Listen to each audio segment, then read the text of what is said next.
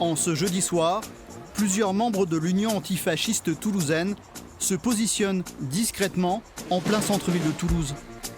Autour d'une salle municipale, ils observent cet homme faisant le guet devant le bâtiment et des individus effectuant des rondes dans le quartier. On s'est que devant avec plusieurs néo-skins. C'est des personnes qui ne posent même pas de questions. S'ils pensent que tu es peut-être un peu du spectre politique gauche, ils vont te rentrer dans le tas.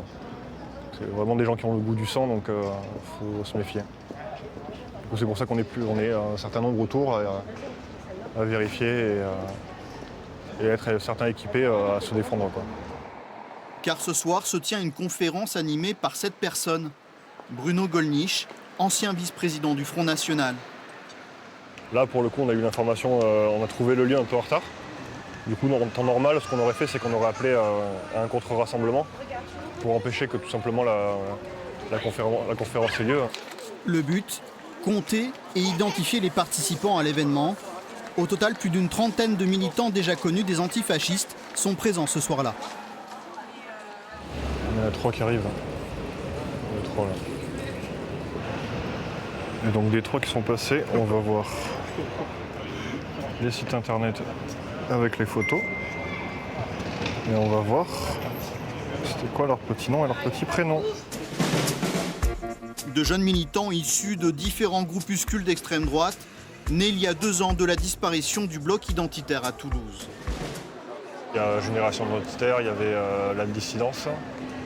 Le Front National à Toulouse, il n'y a rien en fait. Il n'y a pas de jeunes au FN à Toulouse.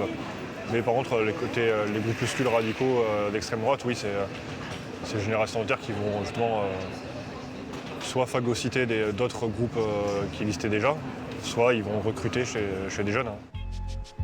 Terre de gauche, le Tarn ne cesse de voir l'extrême droite gagner du terrain. L'an dernier à Albi, un groupe de l'Action française est même né à l'université. En réponse, ce jeune militant du Parti communiste et de la CGT a décidé de créer une section locale antifasciste.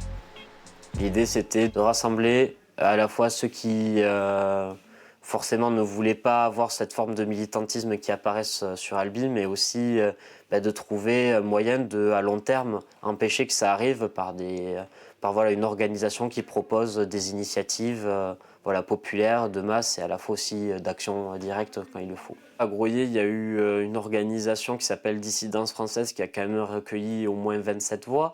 Ce qui ça veut dire qu'il y a 30 personnes qui ont voté qui ont imprimé des bulletins pour une organisation qui est ultra fascisante. Face à l'avancée des groupes d'extrême droite dans les anciens bastions de la gauche, les antifascistes ont décidé de mener le combat aussi sur un autre terrain, celui du social et du culturel.